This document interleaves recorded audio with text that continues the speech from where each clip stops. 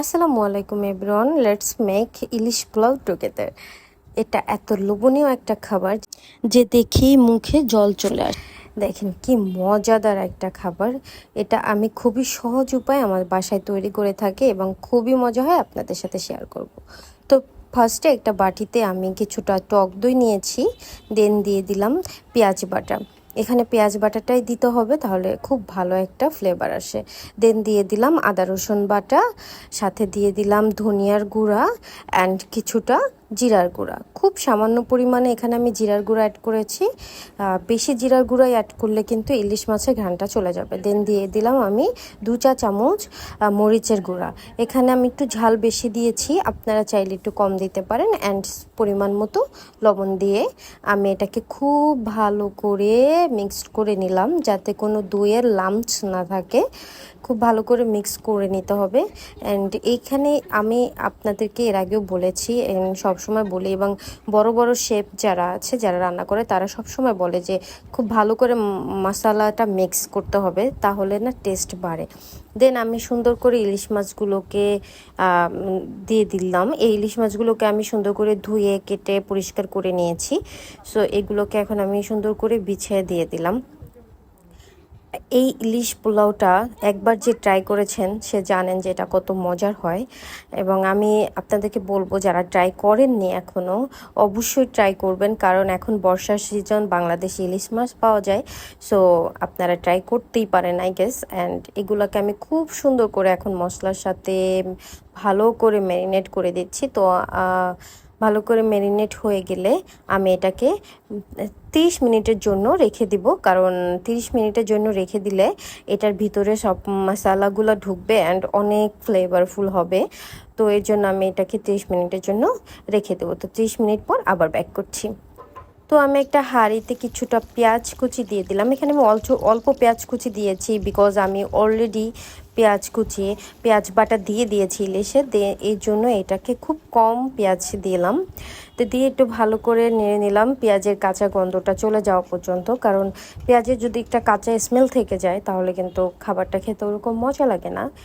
যখন আমার পেঁয়াজটা একটু হালকা বাদামি কালার হয়ে আসছে, তখন আমি আস্তে করে আমার সব যে ম্যারিনেট করা ইলিশ ফিশটা রেখে দিয়েছিলাম সেটাকে আমি সুন্দর করে দিয়ে দিচ্ছি। এখানে আমি সুন্দর করে সব কয়টা দিয়ে দিব।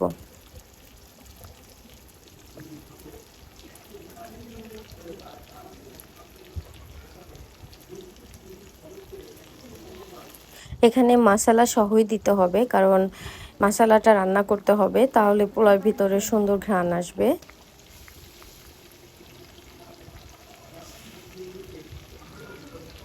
আপনারা অনেকেই ভাবতে পারেন যে এত অয়েল কেন। এই অয়েলটা যখন আমি পোলাও রান্না করব, তো ওই মশলাটা আমি পোলাওতে মিক্স করব, তো তখন এই অয়েলটা থাকবে না। আমি খুবই কম অয়েল ইউজ করি, সো তখন আর এটা থাকবে না।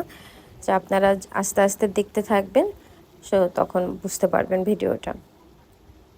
তো আমি সব কয়টা মাছ দেওয়ার পরে আমি উপর থেকে মশলাটা দিয়ে দিলাম, অ্যান্ড মশলাটা ভালো করে দিয়ে আমি এটাকে লে করে দিচ্ছি পুরো মাছের উপরে, যাতে খুব পুরো মাছটা কভার করে ফেলে মশলাটা।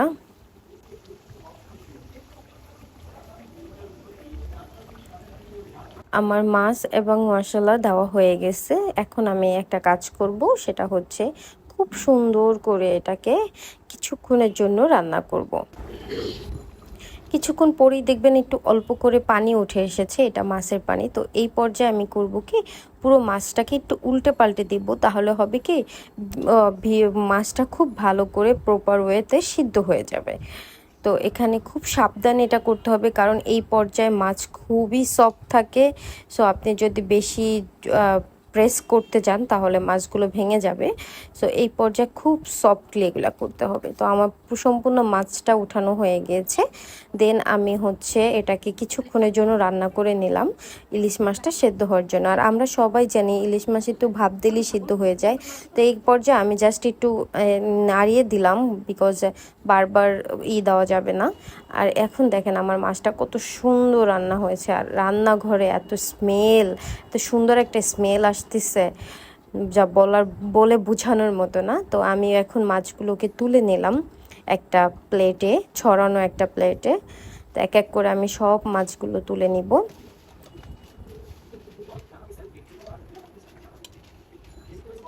এখন আমার মাছগুলো প্রায় তোলা শেষ হয়ে গিয়েছে। দেখেন আমি খুব সুন্দর করে একটা প্লেটে মাছগুলো তুলে নিয়েছি এবং এই মাছগুলো ওকে আমি এখন রান্না করব। এই যে দেখেন, এই যে মশলাটা আছে, এই মশলাটাই হচ্ছে মেইন যেটা আমার দরকার। তো একটা বড় হাঁড়িতে আমি পেঁয়াজ অ্যান্ড অনেকগুলো কাঁচামরিচ নিয়েছি। আমার পোলাওতে কাঁচামরিচের স্মেল খুবই ভালো লাগে, এই জন্য আমি দিয়েছি। এটা অপশনাল, আপনি চাইলে দিতে পারেন, নাও দিতে পারেন। তো এখানে আমি হচ্ছে কিছু গরম মশলাও অ্যাড করেছিলাম, যেমন যেগুলোকে আমার এখন এই ভিডিওতে দেওয়া হয়নি, বাট অবশ্যই আপনারা পোলাওর সাথে গরম মশলা অ্যাড করে নেবেন। তো এই পোলাওর চালটা আমি ধুয়ে শুকনো করে রেখেছি, আপনাদেরকে আমি দেখাই দিচ্ছি যে একদম শুকনো করে রেখেছি, আমার এটার সাথে কোনো পানি নেই। তখন আমি পোলাও চালটা যে পেঁয়াজ অ্যান্ড মরিচের মধ্যে দিয়ে দিলাম, দিয়ে এখন আমি একটু ভালো করে নেড়ে চেড়ে নিব। আমি অলওয়েজ পোলার চালটা বেশি করে ভাজি, কারণ পোলার চালটা যত সুন্দর ভাজা হবে পোলাওটা তত মচমচা হবে অ্যান্ড ঝরঝরা হবে, এটা আমার মা সবসময় আমাকে বলতেন। সো এই জন্য আমি পোলাও চালটা খুব ভালো করে ভেজে নিই। আমি এখানে পরিমাণ মতো লবণ দিয়েছি। তো ভাজার এক পর্যায়ে আমি গ্রেভিটা অ্যাড করে নিলাম, সেই ইলিশের যে গ্রেভিটা আমি রেখেছিলাম সেটা অ্যাড করে নিয়েছি। গ্রেভিটা অ্যাড করে এটাকে আমি খুব ভালো করে পোলাও চালের সাথে মিক্স করে নিয়েছি। এখানে আমি 1 কেজি পোলাও চাল দিয়েছি। আমার এই ইলিশটা ছিল মিডিয়াম সাইজের একটা ইলিশ, মানে বিগ মিডিয়াম সাইজ যেটা, ওই সাইজের একটা ইলিশ ছিল। তো আমি খুব ভালো করে নিয়েছি। তো আপনারা একটা জিনিস খেয়াল রাখবেন, ইলিশ পোলাও রান্না করার জন্য সবসময় একটু বড় সাইজের ইলিশ বাছাই করবেন, এবং অতিরিক্ত চাল দিলে আপনি বেশি পরিমাণে ইলিশ দিতে হবে, কম হলে ঘ্রাণটা আসবে না। তো এখন আমি এই পর্যায়ে গরম পানি অ্যাড করে দিয়েছি, আর আমি এটা পোলাওতে অলওয়েজ করি, গরম পানি অ্যাড করে দিই। গরম পানি অ্যাড করে দিলে হয় কি, পোলাওটা খুব তাড়াতাড়ি সিদ্ধ হয়ে যায় এবং অনেক সুন্দর ঝরঝরা হয়। সেই পর্যায়ে আমি ঢাকনা দিয়ে ঢেকে দিয়েছি এবং আমার চুলার আঁচটা মিডিয়াম আছে। তো এখন আমি হালকা করে একটু ফাঁকা করে দিয়েছি যাতে বলকে না পড়ে যায়। এখন আমি সরাই দেখলাম যে আমার পানিটা এবং চাল শুকিয়ে মানে সমান সমান হয়ে গিয়েছে। তখন আমি একটু হালকা মিক্সড করে নিয়ে আমি এটাকে একদম লো আঁচে রেখে দিব 10 মিনিটের জন্য। তো 10 মিনিট পরে আবার আপনাদের সাথে ব্যাক করছি।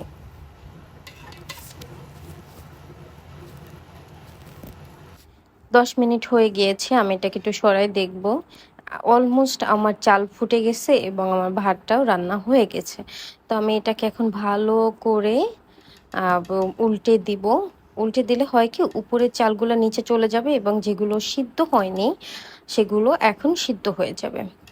তো আমি খুব ভালো করে উল্টে দিলাম, আর এটা খুব কেয়ারফুল করতে হবে, কারণ আপনার ভাতটা সিদ্ধ হয়ে গিয়েছে। বেশি যদি আপনি জাতা দিয়ে করেন তাহলে কিন্তু এটা আপনার গলে যাবে বা রাইসটা। তো আমি খুবই কেয়ারফুলি করছি, এখানে ভিডিওতে হয়তো ওইভাবে বোঝানো যাচ্ছে না। সো আমি এখন কিন্তু ভাতটাকে একটু ছড়ায় ছড়ায় দেওয়ার ট্রাই করতেছি, আপনারা অবশ্যই বুঝতে পারছেন। কারণ হচ্ছে আমি এটার উপর দিয়ে সুন্দর করে মাছগুলোকে দিয়ে দেবো, এই জন্য একটু সরিয়ে দিলাম যাতে আমি মাছগুলো খুব ভালো করে প্লেস করতে পারি।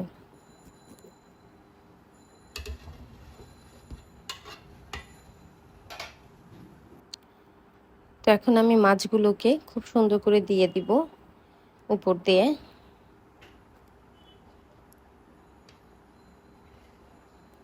এখানে খুব সুন্দর করে মাছগুলো সাজিয়ে দিতে হবে, কারণ ডেকোরেশনটা একটা খাবারের মেইন হচ্ছে একটা ডেকোরেশন। যত বেশি ডেকোরেশন সুন্দর হবে আমার মনে হয় যে খাবারের টেস্ট তত বেশি বেড়ে যায়। তো আমি খুব সফটলি মাছগুলোকে ধরে ধরে দিচ্ছি, কারণ মাছগুলো এত সফট হয়ে গেছে যে বেশি ফোর্স করলে এটা ভেঙে যাবে।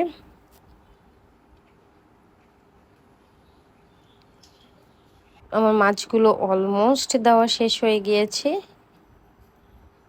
এখন যে গ্রেভিটা ছিল সেটা আমি একটু উপর দিয়ে দিয়ে দিচ্ছি। এই পর্যায়ে দেখতেই পাচ্ছেন কত লোভনীয় লাগছে। এখন আমি কিছু ব্রেস্তা অ্যাড করব। এখানে আমি একটু বেশি পরিমাণে ব্রেস্তা অ্যাড করেছি, কারণ ব্রেস্তা এবং ইলিশের ফ্লেভারটা খুব ভালো কম্বিনেশন, এটা আপনারা দিবেন। ব্রেস্তাটা কোনোভাবে স্কিপ করা যাবে না। আর আমি এখানে কিছুটা ঘি অ্যাড করেছিলাম, সেটাও আপনারা করতে পারেন, এটা অপশনাল, করলে খুব ভালো একটা স্মেল আসে।